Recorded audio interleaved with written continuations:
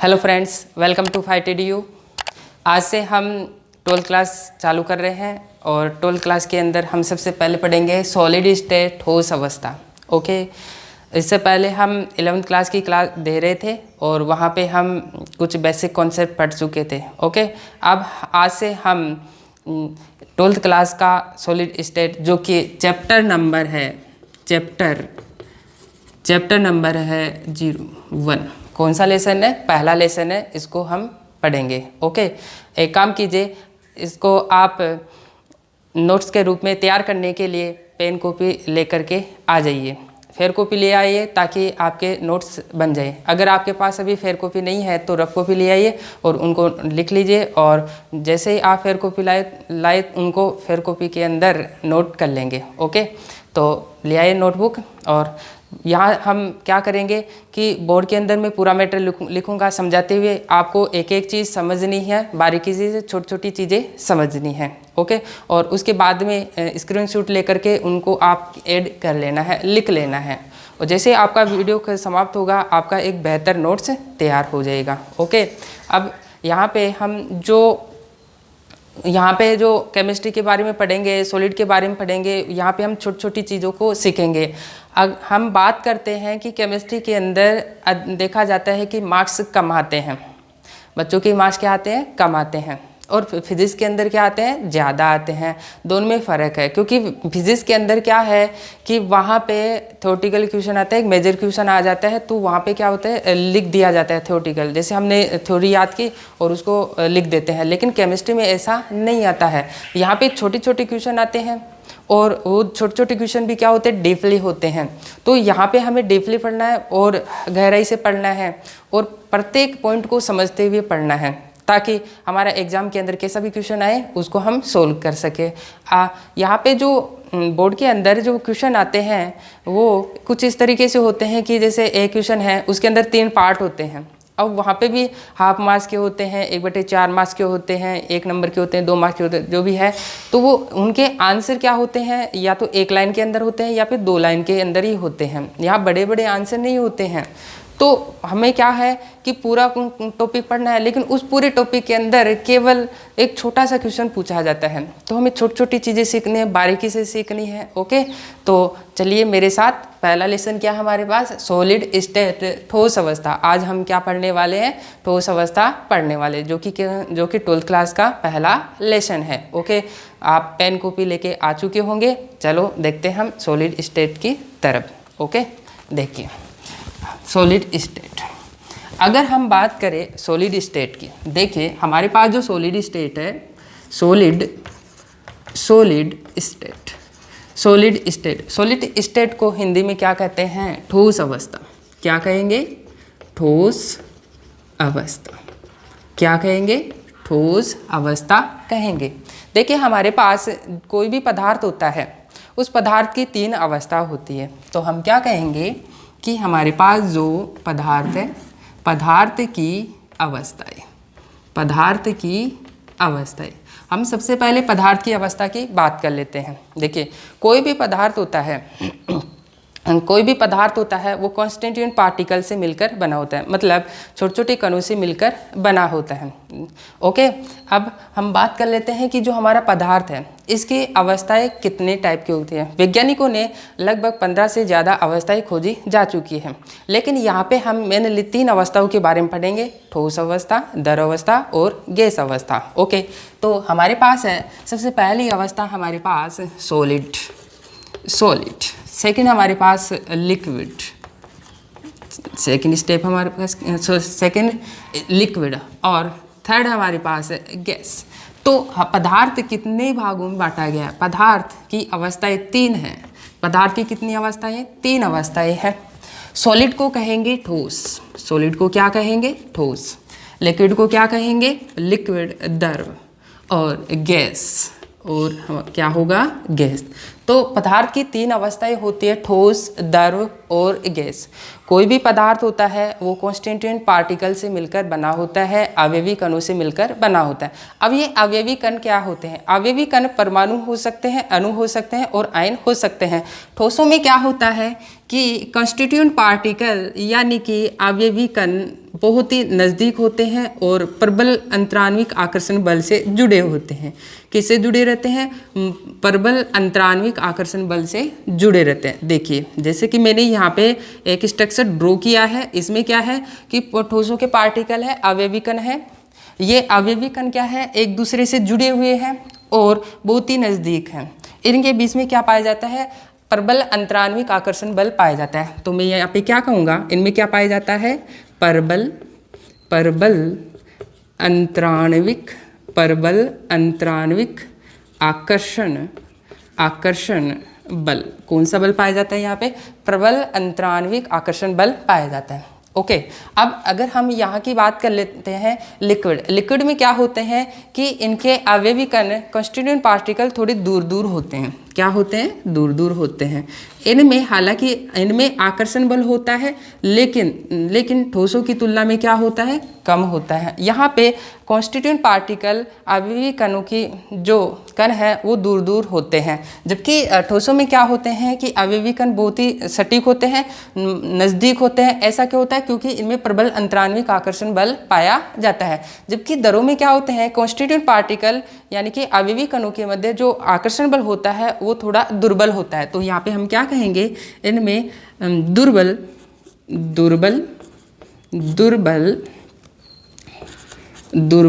अंतरान्विक आकर्षण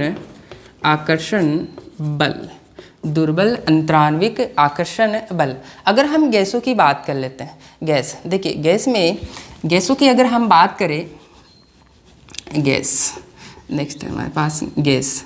अगर हम गैसों की बात करें तो गैसों में कोई भी किसी भी प्रकार का आकर्षण बल नहीं होता और इनके अवयवी कण भी क्या होते हैं? बहुत दूर दूर होते हैं। कैसे होते हैं? बहुत ही दूर दूर होते हैं। यहाँ पे हमारे पास लिक्विड के कण क्या होते हैं? पास पास में होते हैं, जबकि गैसों के अवयवी कण क्या होते हैं? बहुत ही दूर दूर होते हैं। और दूर दूर होंगे, क्या होंगे? इनके अवयवी कण क्या होते हैं? बहुत ही दूर दूर होते हैं। क्या होंगे? बहुत दूर दूर होते हैं। तो यहाँ पे हम क्या बोलेंगे? किसी भी प्रकार का आकर्षण बल नहीं होता। आकर्षण बल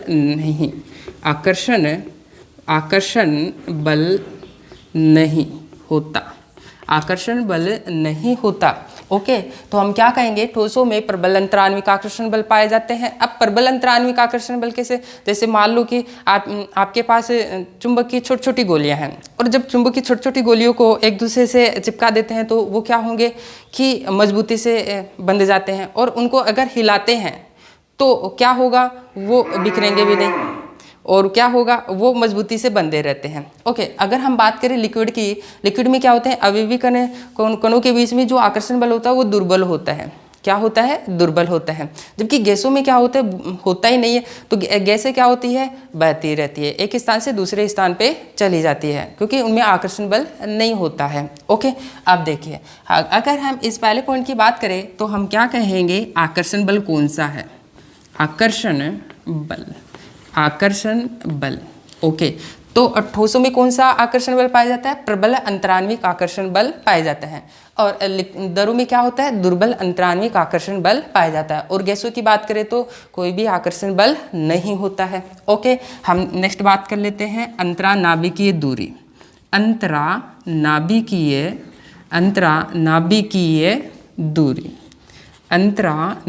दूरी। देखिए अंतरानाभिकीय दूरी क्या होती है? जैसे मान लो कि हमारे पास ठोस के अवयवी कण हैं, अवयवी कण के दो नज़दीक ये कोई कण है, इस कण का नाभिक होगा और ये कण है, इसका नाभिक होगा। इन दोनों नाभिकों के बीच की दूरी क्या कहलाएगी? अंतरानाभिकीय दूरी कहलाएगी। ऐसे ही हम दरों के दो अवयवी कण ले लेते हैं। जैसे एक कण मैंने क्या लिया? ये लिया, और दूसरा कण ये लिया। इन दोनों कणों के बीच में, इन दोनों कणों के नाभिकों के बीच की दूरी है वो क्या कहलाएगी? अंतरानाभिकीय दूरी कहलाएगी। ओके अब गैसों की बात कर लेते हैं। गैसों में क्या है कि अवयवी कण बहुत दूर दूर है। तो यहाँ पे अगर हम बात करें, एक कण हमारे पास क्या है? यहाँ पे, एक कण हमारे पास यहाँ पे और एक कण यहाँ पे। अगर इन दोनों नाभिकों के बीच की दूरी देखें तो हमारे पास क्या है? इतनी बड़ी है। देखिए, और इसको हम क्या बोलेंगे? अंतरानाभिकीय दूरी। देखिए ठोसों में क्या होता है? प्रबल अंतरान्विक आकर्षण बल पाया जाता है, इस वजह से अवयवी कण नज़दीक होते हैं और इनमें अंतरानाभिकीय दूरी क्या होती है? बहुत ही कम होती है। तो हम यहाँ पे क्या लिखेंगे? बहुत कम। अंतरानाभि की दूरी क्या होती है, बहुत कम होती है। अंतरानाभि की दूरी क्या होती है, बहुत कम होती है। अब यहाँ की बात कर लेते हैं, गैसों में क्या होता है, अंतरानाभि की दूरी क्या होती है, बहुत ज़्यादा होती है। ऐसा क्यों होती है, क्योंकि इनमें आकर्षण बल नहीं होता, इनके अवयवीकरण क्या होते हैं, बहुत दूर दूर होते हैं। तो हम क्या बोलेंगे, इनमें अंतरानाभि की दूरी क्या होती है, बहुत अधिक। क्या कहेंगे, बहुत अधिक। यहाँ पे इनकी अंतरानाभि की दूरी क्या होती है, बहुत अधिक। अगर हम इनकी बात करें तो दरों की अंतरानाभि की दूरी, दरों की अंतरानाभि की दूरी होती है वो ठोसों के और गैसों की तुलना में क्या होती है, बीच की होती है। तो यहाँ पे हम क्या लिखेंगे, मध्यवर्ती, मध्यवर्ती। इनकी क्या होती है, मध्यवर्ती है, होती है, बीच की होती है। ओके, दोनों पॉइंट क्लियर हो गए होंगे। पहला क्या कि आकर्षण बल की बात करें, ठोसों में प्रबल अंतरान्विक आकर्षण बल पाया जाता है और दरों में दुर्बल अंतरान्विक आकर्षण बल पाया जाता है और गैसों में आकर्षण बल नहीं होता है। ओके, नेक्स्ट है अंतरानाभि की दूरी। ठोसों में अंतरानाभि की दूरी कैसे होती है, बहुत कम होती है और गैसों में अंतरानाभि की दूरी बहुत अधिक होती है, और जबकि दरों में अंतरानाभि की दूरी कैसी होती है, मध्यवर्ती होती है। ओके, अब देखिए नेक्स्ट हमारे पास है उष्मीय ऊर्जा। उष्मीय ऊर्जा, नेक्स्ट क्या है हमारे पास, उष्मीय ऊर्जा। अब देखिए उष्मीय ऊर्जा क्या होती है, घर्षण के कारण जो ऊष्मा उत्पन्न होती है उसे हम उष्मीय ऊर्जा कहते हैं। जैसे हाथ को घर्षण किया तो घर्षण के कारण जो ऊष्मा उत्पन्न होती है उसे हम क्या बोलेंगे, उष्मीय ऊर्जा कहते हैं। अब देखिए हमारे पास है ठोसों की में उष्मीय ऊर्जा की बात करें तो देखिए ठोसों में प्रबल अंतरान्विक आकर्षण बल पाए जाते हैं। क्या ठोसों के अवयवीकरण गति कर सकते हैं, नहीं कर सकते। अगर गति भी करेंगे तो अपनी जगह के इर्द गिर्द दोलन गति करेंगे और दोलन गति करेंगे तो उस वजह से कुछ मात्रा में उसमें ऊर्जा उत्पन्न हो सकती है। तो हम यहाँ पे क्या कहेंगे कि ठोसों में उसमें ऊर्जा का मान क्या होता है, बहुत कम होता है। क्या होता है, बहुत कम होता है उसमें ऊर्जा का मान। ठोसों के लिए उसमें ऊर्जा का मान क्या होता है, बहुत कम होता है। हम बात कर लेते हैं कि गैसों में आकर्षण बल नहीं होता और इसलिए इनके अवयवीकरण क्या होते हैं, बहुत तेज गति से गति करते हैं। इन दिनों में, गर्मियों के दिनों में तो क्या होता है कि गैसें गति करती रहती है और उनमें घर्षण ज़्यादा होता है। घर्षण ज़्यादा होने की वजह से क्या होती है, उनमें उसमें ऊर्जा का मान क्या होता है, बहुत ही ज़्यादा होता है। दूसरा, सूर्य की किरणें भी डलती है, इस वजह से उनमें क्या होता है, एक तो घर्षण है और दूसरा सूर्य का प्रकाश है, तो उनमें उसमें ऊर्जा का मान क्या होता है, बहुत ज़्यादा बढ़ जाता है। इसलिए हमें गर्मी में क्या लगती है, लू लग जाती है। ओके, तो हम क्या कहेंगे, गैसों के लिए क्या बोलेंगे कि उसमें ऊर्जा का मान बहुत अधिक होता है। उसमें ऊर्जा का मान यहाँ पे क्या होता है, उसमें ऊर्जा का मान बहुत अधिक होता है। ओके, इनको मैं अलग अलग सेपरेट कर देता हूँ। जैसे इसके लिए हमारे पास क्या है, सेकंड हमारे पास है अंतरानाभि की दूरी, अंतरानाभि की दूरी के लिए, और नेक्स्ट हमारे पास है, नेक्स्ट है उसमें ऊर्जा के लिए। ओके, अब इस दरों की बात कर लेते हैं। दरों में हमारे पास क्या होते हैं कि इनमें अंतरानाभि की दूरी क्या होती है, गैसों की तुलना में तो कम होती है। अंतरानाभि की अगर हम दरों की बात करते हैं तो इनमें अंतरान्विक आकर्षण बल की बात करें तो गैसों की तुलना में तो क्या होता है, ज़्यादा होता है, और ठोसों की तुलना की बात करें तो क्या होता है, कम होता है। तो यहाँ पे अवयवीकरण क्या होते हैं, गति करते हैं। क्या करते हैं, गति करते हैं। लेकिन ये गैसों की तुलना में क्या होते हैं, कम गति करते हैं। तो यहाँ पे जो हमारे पास उसमें ऊर्जा का मान होगा वो कैसा होगा, मध्यवर्ती होगा। कैसा होगा, मध्यवर्ती। उसमें ऊर्जा का मान यहाँ पे कैसा होगा, मध्यवर्ती होगा। तो बात क्लियर हो गई होगी कि ठोसों के लिए उसमें ऊर्जा का मान क्या होता है, बहुत ही कम होता है, और दरों के लिए उसमें ऊर्जा का मान मध्यवर्ती होता है, और गैसों के लिए क्या होता है, बहुत अधिक होता है। अब हम नेक्स्ट पॉइंट की बात कर लेते हैं। नेक्स्ट पॉइंट हमारे पास है संपीड्यता। क्या, संपीड्यता का मतलब क्या होता है, देखिए संपीड्यता का मतलब होता है दबाना, किसी चीज़ को कंप्रेस करना, दबाना, पिचकाना। ओके, जैसे अब हम ठोसों की बात कर लेते हैं। क्या ठोसों को संपीड़ित किया जा सकता है, यहाँ पे ये बोर्ड है, क्या मैं इसको संपीड़ित कर सकता हूँ, नहीं कर सकता। मेरे पास मार्कर है, क्या मैं इसको संपीड़ित कर सकता हूँ, दबा सकता हूँ, नहीं, इसको दबा नहीं सकते। तो फाइनली हम क्या कहेंगे कि ठोस असंपीडित होते हैं। अगर आपको दबाना ही है तो मैं एक लोहे का सरिया लेके आता हूँ, तो उसको दबाओ, उसको पिचका के बताओ, देखे पिचकता है क्या, नहीं ना। सिलेंडर लेके आता हूँ, उसको दबाव दे के वो पिचकता है क्या, नहीं। क्यों, वो क्या है, ठोस है। लोहा भी किस में है, ठोस है। तो हम क्या कहेंगे, ठोस कैसे होते हैं, असंपीड्य होते हैं। कैसे होते हैं, असंपीड्य, असंपीड्य होते हैं। ठोस कैसे होते हैं, असंपीड्य होते हैं।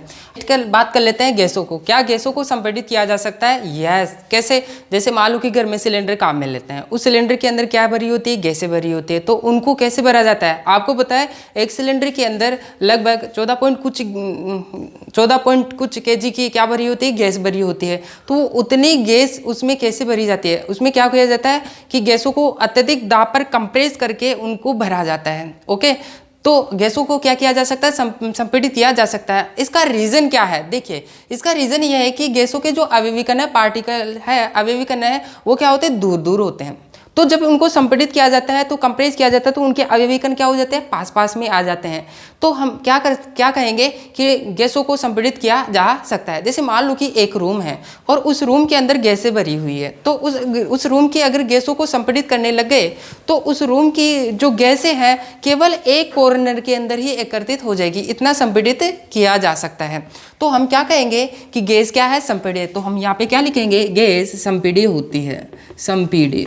गैसें कैसी होती है, संपीड्य होती है। ओके, तो यहाँ पे गैस पे दाब का प्रभाव पड़ रहा है, दाब के द्वारा क्या हो रहा है, गैसें संपीड़ित हो रही है। ओके, यहाँ की बात कर लेते हैं दरों की। क्या दरों को संपीड़ित किया जा सकता है, यस। यहाँ पे दरों को भी संपीड़ित किया जा सकता है, लेकिन गैसों की तुलना में कम। क्यों, क्योंकि इनमें क्या होता है, आकर्षण बल पाया जाता है, जबकि इनमें आकर्षण बल नहीं था। तो इस वजह से अवयवीकरण क्या थे, दूर दूर थे, जबकि इनमें अवयवीकरण क्या है, थोड़े पास पास में है। तो अवयवीकरण पास पास में होने की वजह से इनको कम मात्रा में क्या किया जा सकता है, संपीड़ित किया जा सकता है। अगर मैं ठोसों की बात करूं, क्या ठोसों को संपीड़ित किया जा सकता था, नहीं। हम यहाँ पे बोल रहे थे असंपीड़ित है। क्यों बोल रहे थे, क्योंकि यहाँ पे गैसों के मध्य पहली बात है प्रबल अंतरान्विक आकर्षण बल है। प्रबल अंतरान्विक आकर्षण बल की वजह से ये अवयवीकरण क्या है, बहुत ही नजदीक है, इनके बीच में कोई भी गैप नहीं है। अवयवीकरण आपस में क्या है, पहले से जुड़े हुए हैं। क्या उनको और पिचकाया जा सकता है और दबाया जा सकता है, नहीं। लेकिन यहाँ पे दरों की बात करें तो इनके अवयवीकरणों के बीच में क्या है, रिक्त स्थान है, स्पेस है, इसलिए इनको जब प्रेस किया जाएगा तो इनके अवयवीकरण क्या हो जाएंगे, पास पास में आ जाएंगे और इनको संपीड़ित किया जा सकता है। तो हम यहाँ पे क्या लिखेंगे, दरों कैसे होते हैं, संपीड्य होते हैं। कैसे होते हैं, गैसें क्या, दरों कैसे होती है, दर कैसे होती है, संपीड्य होती है। तो बात क्लियर हो गई होगी कि दर कैसे होती है, संपीड्य होती है। ठोस कैसे होती है, ठोस असंपीड्य होती है। आप अब ये मत करने लग जाना कि हम मोटरसाइकिल चला रहे थे और एक्सीडेंट हो गया और टंकी में मोच आ गया, तो वहाँ वो हमारी जो टंकी थी वो भी सॉलिड थी। अरे ऐसा नहीं है, उस टंकी के अंदर क्या थी, जगह थी, स्पेस था, इसलिए उसमें मोह चाहिए, उसको संपीड़ित नहीं हुआ, वो उसमें क्या आई है, मोह चाहिए। बात क्लियर हो गई होगी। जैसे मेरे पास क्या है, बर्फ़ है, क्या बर्फ़ को हम संपीड़ित किया कर सकते हैं, नहीं। क्यों, क्योंकि वहाँ पे बर्फ़ है, बर्फ़ एक सॉलिड है और उनके अवयवी कणों के मध्य क्या पाया जाएगा, प्रबल अंतरान्विक आकर्षण बल पाया जाता है। और प्रबल अंतरान्विक आकर्षण बल की वजह से क्या होगा कि इनके अवयवी कण क्या होंगे, पास पास में होंगे, तो उनको संपीड़ित नहीं किया जा सकता है। तो बात क्लियर हो गई होगी कि ठोस कैसे होते हैं, असंपीड्य होते हैं, दारू कैसे होते हैं, संपीड्य होते हैं, और गैस कैसे होते हैं, संपीड्य होते हैं। ओके, अब हम नेक्स्ट बात कर लेते हैं आकार। नेक्स्ट हम बात करेंगे किसके, आकार की बात करेंगे। ओके, नेक्स्ट है हमारे पास आकार। क्या, आकार। देखिए ठोसों का आकार कैसा होता है, निश्चित होता है। ठोसों का आकार कैसा होता है, निश्चित। ठोसों के लिए हम क्या बोलेंगे, ठोसों का आकार कैसा होता है, निश्चित होता है। आकार निश्चित कैसे होता है, क्यों, क्योंकि इनके अवयवीकरण क्या है, इनके मध्य प्रबल अंतरान्विक आकर्षण बल पाया जाता है। ओके, अगर हम इन दरों की बात करें, दरों का आकार निश्चित होता है या अनिश्चित, दरों का आकार अनिश्चित होता है। क्यों, क्योंकि अगर इनको संपीड़ित करेंगे, दबाएंगे तो इनका आकार क्या हो जाएगा, बदल जाएगा। क्या हो जाएगा, बदल जाएगा। अगर मैं बात करूं ठोसों की, क्या ठोसों का आकार निश्चित होता है, यस। क्यों, क्योंकि उनको अगर दबाएंगे तो उनके आकार में कोई परिवर्तन नहीं आएगा। लेकिन अगर दरों और गैसों की बात करें तो उनका आकार कैसा होता है, अनिश्चित होता है। क्यों, क्योंकि जब उनको दबाएंगे तो उनके अवयवीकरण जब दूर दूर है तो नजदीक आ जाएंगे, तो उनका आकार क्या हो जाएगा, चेंज हो जाएगा। क्या हो जाएगा, चेंज हो जाएगा। तो हम क्या बोलेंगे कि दर क्या है, दरों का आकार अनिश्चित होता है। दरों का आकार कैसा होता है, अनिश्चित होता है। और गैसों का आकार भी क्या होता है, गैसों का आकार भी कैसा होता है, अनिश्चित होता है। कैसा होता है, अनिश्चित हो गया होता है। तो बात क्लियर हो गया होगा कि हमारे पास ठोसों का आकार कैसा होता है, निश्चित होता है, जबकि दरों का आकार कैसा होता है, अनिश्चित होता है, और गैसों का आकार कैसा होता है, अनिश्चित होता है। तो हमारे पास कितने पॉइंट आए, हमारे पास 5 पॉइंट आए। कितने पॉइंट आए, 5 पॉइंट। पहला पॉइंट हमारे पास क्या है, आकर्षण बल। ठोसों में क्या होता है, प्रबल अंतरान्विक आकर्षण बल पाया जाता है, दरों में दुर्बल अंतरान्विक आकर्षण बल पाया जाता है, और गैसों में आकर्षण बल नहीं होता है। अगर हम बात करें ठोसों में अंतर्नाभिक की दूरी क्या होती है, बहुत कम होती है, और दरों में मध्यवर्ती, और गैसों में बहुत अधिक होती है। ओके, उसमें ऊर्जा सबसे कम किस में होती है, ठोसों की। सबसे कम, सबसे ज़्यादा किसकी होती है, गैसों की होती है। संपीड़ितता की बात करें तो ठोस कैसे हैं, ठोस होते हैं हमारे पास असंपीड्य। दर और गैस कैसे होते हैं, संपीड्य होते हैं। क्यों, क्योंकि इनके अवयवी कणों के बीच में गैप पाया जाता है, रिक्त स्थान पाया जाता है, इसे दबाएंगे तो संपीड़ित हो जाते हैं। ओके, आकार की बात करें तो ठोसों का आकार कैसा होता है, निश्चित होता है। क्यों, जैसे मान लो कि मेरे पास क्या ये मार्कर है, मैंने इसको दबाया, पिचकाया, क्या इसका आकार में कोई परिवर्तन आया, नहीं आया। ओके, तो इसका आकार कैसा होता है, निश्चित होता है। अब मैं बात कर लेता हूँ गैस की। क्या गैस का आकार निश्चित होता है, नहीं। क्यों, जैसे मान लो कि गुब्बारे के अंदर हमने क्या भर लिया है, गैस को भर लिया है। अब उस गुब्बारे को हमने क्या किया, पिचकाया, तो गुब्बारे का आकार क्या हो जाएगा, बदल जाएगा। साथ के साथ हमारे पास वहाँ पे क्या है, गुब्बारे का आकार बदल गया। और ऐसा क्यों हुआ, क्योंकि हमारे पास जो गुब्बारे के अंदर जो गैस भरी हुई है, उनके अवयवी कण हैं, वो क्या हो, पिचके होंगे और इधर खिसक जाएंगे अवयवी कण। इस वजह से उनका आकार क्या हो जाता है, बदल जाता है। आप सोच रहे होंगे कि ऐसे तो हम सॉलिड को भी कर सकते हैं। आप एक काम कीजिए कि गुब्बारे के अंदर कोक की जो बॉल है उसको डालो, फिर उसको पिचका के देखना, क्या उसका आकार में कोई परिवर्तन आएगा, नहीं आएगा। क्यों, क्योंकि उसके अवयवी कण क्या है, प्रबल आकर्षण बल से बंधे हुए हैं, इसलिए उसके आकार में कोई परिवर्तन नहीं होगा। तो बात क्लियर हो गई होगी कि गैसों का आकार कैसा होता है, अनिश्चित होता है, दरों का आकार कैसा होता है, अनिश्चित होता है। लेकिन अगर हम ठोसों के आकार की बात करें तो आकार कैसा होता है, निश्चित होता है। अब हम बात करेंगे नेक्स्ट आयतन की। क्या, आयतन की। हमें पता है कि ठोसों में प्रबल अंतरान्विक आकर्षण बल पाया जाता है। क्या पाया जाता है, प्रबल अंतरान्विक आकर्षण बल पाया जाता है। तो ठोसों का जो आयतन होता है वो कैसा होता है, निश्चित होता है। क्या होता है, निश्चित। ठोसों के अंदर जो आयतन होता है वो कैसा होता है, निश्चित होता है। आयतन क्या होता है, कोई भी पदार्थ जितना स्थान घेरती है वो उसका क्या कहलाएगा, आयतन कहलाएगा। जैसे अगर मैं मार्कर की बात करूं, इस मार्कर को मैंने यहाँ पे रखा तो कितना स्थान घेर रहा है, तो वो उसका आयतन कहलाया। अब मैंने यहाँ पे लाया तो कितना स्थान घेर रहा है, वो उसका आयतन। यहाँ पे इसका आयतन और यहाँ पे इसका आयतन सिमिलर रहेगा, तो हम क्या बोलेंगे, ठोसों का आयतन कैसा होता है, निश्चित होता है। क्या होता है, निश्चित। आयतन कैसा होता है, निश्चित होता है। अब हम बात कर लेते हैं दरों की। क्या दरों का भी आयतन निश्चित होता है, यस। दरों का आयतन कैसा होता है, निश्चित होता है। क्या होता है, निश्चित। जैसे मान लो कि मैंने क्या लिया, 1 लीटर क्या लिया मैंने, 1 लीटर मैंने क्या लिया, जल लिया। ओके, 1 लीटर मैंने क्या लिया, जल लिया। अब मैं क्या करूँगा, दूसरे प्याले में डाल दूंगा, तो उसके अंदर भी कितना होगा, 1 लीटर ही होगा ना, ज़्यादा कम थोड़ी होगा, नहीं ना, ज़्यादा कम नहीं होगा। तो इसका मतलब यहाँ वहाँ पे हम क्या बोलेंगे, दरों के लिए क्या बोलेंगे कि आयतन निश्चित होता है। क्या होता है, निश्चित होता है। और इसकी भी बात करें तो, अगर हम इसकी बात करें तो इसका भी ठोसों का आयतन कैसा होता है, निश्चित होता है। जैसे मान लो कि मैंने क्या ली, ये एक बॉल ली, उस बॉल को मैंने क्या एक स्थान पे रखा, तो उनके अवयवी कण में हेरफेर नहीं होगा, क्योंकि उनमें प्रबल अंतरान्विक आकर्षण बल पाया जाता है।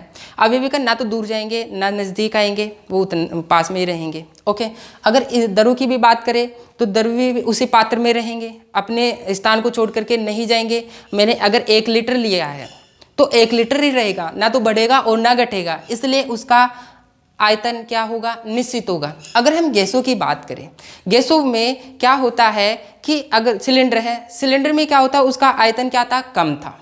लेकिन जैसे सिलेंडर को खोल देंगे तो गैसें क्या हो जाएगी, बाहर चली जाएगी, तो उसका आयतन क्या हो जाता है, अनिश्चित होगा। पहले तो सिलेंडर में थी तब तो क्या था, आयतन कम था, लेकिन सिलेंडर को जैसे ही खोलते हैं तो गैसें क्या हो जाती है, फैल जाती है और उनका आयतन क्या हो जाता है, बहुत ज़्यादा बढ़ जाता है। तो बात क्लियर हो गई होगी कि गैसों का आयतन होता है वो कैसा होता है, अनिश्चित होता है। गैसों का आयतन कैसा होता है, अनिश्चित होता है। गैसों का आयतन कैसा होता है, अनिश्चित होता है। अब आप सोच रहे होंगे कि ठोस की डेफिनेशन कैसे दें। ठोस क्या है, देखिए ठोस ऐसे वह पदार्थ जिसमें इनके अवयवी कणों के मध्य प्रबल अंतरान्विक आकर्षण बल पाया जाता है, ठोस कहलाता है, तथा जिनमें आकार व आयतन निश्चित होता है, ठोस कहलाता है। क्या हम ठोस की परिभाषा दे सकते हैं? यस, दे सकते हैं। तो बात क्लियर हो गई कि ठोस क्या है, वे ठोस क्या है, वे पदार्थ जिनके अवयवी कणों के मध्य प्रबल अंतरान्विक आकर्षण बल पाया जाता है, जिनका आकार निश्चित होता है, आयतन निश्चित होता है, क्या कहलाते हैं, ठोस कहलाते हैं। हम ऐसे भी बोल सकते हैं ठोस असंपीड्य होते हैं। ओके, बात क्लियर हो गई होगी। अब हम नेक्स्ट पॉइंट की बात कर लेते हैं। देखिए नेक्स्ट पॉइंट हमारे पास है घनत्व के लिए रहेगा। किसके लिए रहेगा, घनत्व।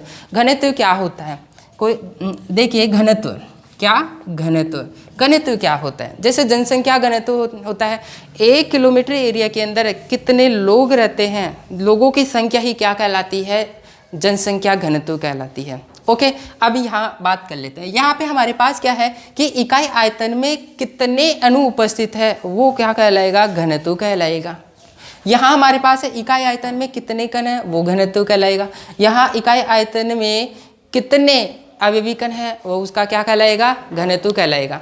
जैसे मान लो कि हमारे पास क्या है, 1 किलोमीटर एरिया के अंदर एक तो 200 कैंडिडेट रहते हैं, 200 व्यक्ति रहते हैं, और एक में 800 व्यक्ति रहते हैं। तो जनसंख्या घनत्व किस में ज़्यादा है, 800 वालों में या 200 वालों में, 800 वालों में ज़्यादा रहेगा। जहाँ पे ज़्यादा व्यक्ति वहाँ जनसंख्या घनत्व ज़्यादा रहेगा। तो अगर हम बात करें ठोसों की, ठोसों का घनत्व ज़्यादा होगा या कम होगा, ठोसों का घनत्व ज़्यादा होगा। क्यों? क्योंकि अगर हम इकाई आयतन में देखें तो अवयवी कण क्या है, बहुत ही नज़दीक है और उनकी संख्या भी क्या है, बहुत ज़्यादा है। तो हम क्या कहेंगे कि ठोसों का घनत्व सबसे अधिक होता है। क्या होता है, सबसे अधिक। ठोसों का घनत्व कैसा होता है, सबसे अधिक होता है। अगर हम गैसों की बात करें, गैसों के अवयवी कण क्या होते हैं, दूर दूर होते हैं, और इकाई आयतन में अगर हम देखें तो अवयवी कण क्या है, बहुत ही कम है। तो यहाँ पे हम क्या बोलेंगे, ठोसों का घनत्व क्या होता है, सबसे कम। क्या होता है, सबसे कम होता है, सबसे कम होता है। अगर हम दरों की बात करें तो दरों में क्या होता है, मध्यवर्ती। क्या होता है, मध्यवर्ती होता है। घनत्व क्या होता है, मध्यवर्ती होता है। तो आपको सातों पॉइंट भी क्लियर हो गया होगा। अब हम नेक्स्ट पॉइंट की तरफ चलते हैं। देखिए अगर हम बात करते हैं तरलता, क्या, तरलता, ये तरलता होती क्या है, तरलता का मतलब होता है बहने का गुण। कोई भी पदार्थ होता है अगर उसमें प्रवाहित होने का गुण, बहने का गुण पाया जाता है तो वह तरल होता है। जैसे मान लो कि मेरे पास क्या है, पानी है, पानी को मैं अगर नीचे फर्श पे डालता हूँ तो क्या वो प्रवाहित हो जाता है, यस, प्रवाहित हो जाता है। तो हम यहाँ पे क्या कहेंगे कि द्रव क्या है, तरल है। अब हम गैसों की बात कर लेते हैं। क्या गैस तरल हो सकती है, यस, क्योंकि गैस क्या होती है, एक स्थान से दूसरे स्थान पे चली जाती है, उसमें बहने का गुण पाया जाता है, प्रवाहित होने का गुण पाया जाता है, इसलिए गैसें भी क्या होती है, तरल होती है। ओके, अब हम बात कर लेते हैं ठोस। क्या ठोस तरल होते हैं, नहीं। क्यों? क्योंकि ठोसों के मध्य जो आकर्षण बल है वो बहुत ही नज़दीक है, अवयवी कण बहुत ही नज़दीक है, क्या वे प्रवाहित हो सकती है, नहीं। इसलिए हम क्या कहेंगे कि ठोस क्या है, ठोस तरल नहीं होते, ठोस यहाँ पे तरल नहीं होते, जबकि द्रव क्या होते हैं, तरल होते हैं, और ये भी हमारे पास क्या होते हैं, तरल होते हैं। ओके, तो तरलता का कॉन्सेप्ट आपको समझ में आ गया होगा। अब हम नेक्स्ट बात करते हैं। देखिए अगर हम बात करें विसरण, क्या, विसरण। अब विसरण क्या होता है, विसरण वही है बहने का गुण। विसरण क्या है, प्रवाहित होने का गुण। क्या ठोसों में विसरण का गुण पाया जाता है, क्या पाया जाता है ठोसों के अंदर। देखिए ठोसों में अगर विसरण का गुण होगा भी तो बहुत ही कम होगा। कैसे? जैसे मान लो कि हमारे पास क्या है, ठोस सॉलिड है, तो सॉलिड क्या होता है कि अवयवी कण बहुत मजबूती से बंधे रहते हैं, अगर वो गति भी करेंगे तो अपने स्थान पे इर्द गिर्द दोलन गति कर पाएंगे। क्या कर पाएंगे, इर्द गिर्द दोलन गति कर पाएंगे। क्यों, कब? जैसे मान लो कि हमारे पास क्या है, सॉलिड है, उसको अगर हमने हथौड़े से पीटा तो उसमें कंपन होगा। उस कंपन से क्या होगा कि इनके अवयवी कण क्या होंगे, इर्द गिर्द दोलन गति कर, तो उनमें हल्का सा विसरण हो सकता है। तो हम क्या कहेंगे कि ठोसों में विसरण क्या होता है, बहुत कम होता है, बहुत ही कम होता है। क्या होता है, बहुत ही कम होता है। अगर हम दरों की बात करें तो दरों में तो विसरण बहुत ज़्यादा होता है और गैसों में विसरण क्या होता है, सबसे ज़्यादा होता है। तो हम यहाँ पे क्या कहेंगे कि गैसों में विसरण क्या होता है, बहुत अधिक होता है, जबकि हमारे पास दरों में कैसा होता है, मध्यवर्ती होता है। विसरण कैसा होता है, मध्यवर्ती होता है। तो यहाँ पे हमारे पास नवा पॉइंट भी क्लियर हो गया होगा कि विसरण ठोसों में विसरण क्या होता है, ठोसों में विसरण बहुत ही कम होता है, जबकि हमारे पास दरों में विसरण कैसा होगा, मध्यवर्ती बीच का होगा, जबकि गैसों में विसरण क्या होता है, बहुत ही ज़्यादा होता है। अब हम बात करते हैं गतिशीलता। देखिए गतिशीलता मतलब गति, गतिशीलता मतलब गति। देखिए क्या ठोस गति करते हैं, नहीं। अगर ठोस गति भी करेंगे तो अपनी जगह के इर्द गिर्द दोलन गति करेंगे, जो कि अभी अभी मैंने बताया। तो हम क्या कहेंगे कि ठोसों में गतिशीलता नहीं पाई जाती है और ये क्या होते हैं, स्थिर रहते हैं। क्या रहते हैं, स्थिर रहते हैं। और ये गति भी करेंगे तो इर्द गिर्द गति करेंगे। क्या करेंगे, इर्द गिर्द दोलन गति, इर्द गिर्द दोलन गति करेंगे। गति करेंगे तो भी क्या, कैसी गति करेंगे, इर्द गिर्द दोलन गति करेंगे। अब हम दरों और गैसों की बात कर लेते हैं। तो दरों में क्या होता है, प्रवाहित होने का गुण पाया जाता है। अवयवी कण एक स्थान से दूसरे स्थान पे जा सकते हैं, इसलिए हम क्या कहेंगे, गतिशील। क्या कहेंगे, गतिशील। दरों कैसे होती है, गतिशील। और गैसें भी क्या होती है, गतिशील होती है। गैसें भी क्या होती है, गतिशील होती है। तो आपको गतिशीलता का कॉन्सेप्ट समझ में आ गया होगा। तो हम क्या कहेंगे, ठोस कैसे होती है, स्थिर होती है। अगर गति भी करेंगे तो इर्द गिर्द दोलन गति करेंगे। और दरों की बात करें तो गतिशील होते हैं, और गैसें भी कैसी होती है, गतिशील होती है। अब देखिए जो हमारे पास जो दर है और गैस है, अगर ये गति करेंगे तो कैसे करेंगे, यहाँ पे ब्राउनी गति करेंगे। कैसे गति करेंगे, ब्राउनी गति क्या होती है, ब्राउनी गति, टेढ़ी मेढ़ी गति को हम क्या बोलेंगे, ब्राउनी गति कहेंगे। ओके, इसको हम 5वें लेसन के अंदर और पढ़ेंगे, प्रश्न रसायन के अंदर और पढ़ेंगे, वहाँ देखेंगे। तो अगर हम दर और गैस गति करेंगे तो कौन सी गति करेंगे, ब्राउनी गति करेंगे। देखिए आपको समझ में आ गया होगा कि हमारे पास ठोस, दर और गैसों के लिए कितने पॉइंट आए हैं, हमारे पास यहाँ पे 10 पॉइंट आए हैं। कितने पॉइंट आए हैं, 10 पॉइंट आए हैं। तो हमारे पास 10 पॉइंट आए हैं और हम क्या बोलेंगे, आकर्षण बल। ठोसों के बारे में क्या कहेंगे, प्रबल अंतरान्विक आकर्षण बल पाया जाता है। इनमें अंतरनाभि की दूरी क्या होती है, कम होती है, उसमें ऊर्जा बहुत कम होती है। संपीड़ितता की बात करें तो असंपीड़ित होता है। आकार क्या होता है, निश्चित होता है। आयतन कैसा होता है, निश्चित। घनत्व क्या होता है, सबसे अधिक होता है। तरलता इनमें नहीं होती है। विसरण इनमें बहुत कम होता है। और गतिशीलता की बात करें तो स्थिर रहते हैं। और गति भी करेंगे तो अपनी जगह के इर्द गिर्द दोलन गति करेंगे। और अपने सिलेबस के अंदर केवल और केवल ठोस, हम ठोस के बारे में पढ़ेंगे। यहाँ पे दरों और गैसों के बारे में यहाँ पे नहीं पढ़ेंगे। ओके, हमारा मेन है सॉलिड। लेसन का नाम क्या है, सॉलिड स्टेट, ठोस अवस्था। ओके, हम यहाँ पे अगर दर और गैसों की बात करेंगे लेकिन बहुत ही कम करेंगे, लेकिन मेनली हमारा क्या है, ठोस अवस्था है। ओके, दर और गैसों के बारे में हम सॉल्यूशन के अंदर पढ़ेंगे, वहाँ पढ़ेंगे, लेकिन हम यहाँ सॉलिड अवस्था पढ़ेंगे। ओके, हमारा मेन टॉपिक क्या है, ठोस अवस्था। अब एक काम कीजिए कि आप इसका स्क्रीनशॉट ले लीजिए और नोट कर लेंगे। ओके, हम यहाँ पे ठोस पढ़ रहे हैं और ठोस की जो परिभाषा वो क्या होगी, ठोस की परिभाषा, ठोस की परिभाषा, ठोस की परिभाषा। देखिए हम ठोस, दरों और गैसों के बारे में पढ़ चुके हैं, लेकिन अभी तक ठोस की परिभाषा नहीं आई। और मैंने वहाँ पे ठोस की परिभाषा बताई थी। क्या आपके दिमाग में आ रही है, आ रही होगी। ओके, देखिए ठोस की परिभाषा क्या कर सकते हैं, पदार्थ की वह अवस्था जिनके अवयवी कणों के मध्य प्रबल अंतरान्विक आकर्षण बल पाया जाता है और आकार व आयतन निश्चित होता है, ठोस कहलाता है। मैंने क्या बोला, पदार्थ की वह अवस्था, पदार्थ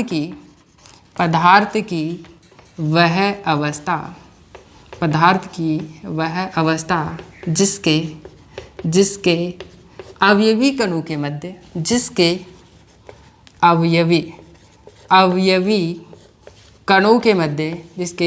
कणों के मध्य प्रबल अंतराण्विक परबल, अंतराण्विक आकर्षण बल, आकर्षण बल, परबल अंतराण्विक आकर्षण बल पाया जाता है, पाया जाता है तथा आकार व आयतन, आकार व आयतन निश्चित होता है, आकार व आयतन निश्चित होता है, ठोस कहलाता है। क्या कहलाता है? ठोस कहलाता है। क्या कहलाएगा? ठोस कहलाता है। ओके, बात क्लियर हो गई होगी। ठोस क्या है? एक ऐसा पदार्थ की अवस्था जिसमें प्रबल अंतराण्विक आकर्षण बल पाया जाता है और आकार व आयतन क्या होता है? निश्चित होता है। क्या कहलाता है? ठोस कहलाता है। अब देखिए, हमारे पास जो पदार्थ की अवस्था है मेनली कितनी है? 3 अवस्था है, ठोस, द्रव और गैस। चौथी अवस्था भी होती है। मैं आपको बता दें, पदार्थ की चौथी अवस्था, पदार्थ की चौथी अवस्था, अगर हम पदार्थ की चौथी अवस्था की बात करें तो वो होती है प्लाज्मा। कौन सी होती है? प्लाज्मा होती है। ओके, कौन सी होती है? प्लाज्मा होती है। हम नेक्स्ट बात कर लेते हैं पदार्थ की पांचवी अवस्था। जो पदार्थ की पांचवी अवस्था होती है वो होती है बोस-आइंस्टीन कंडेंसेट। बोस-आइंस्टीन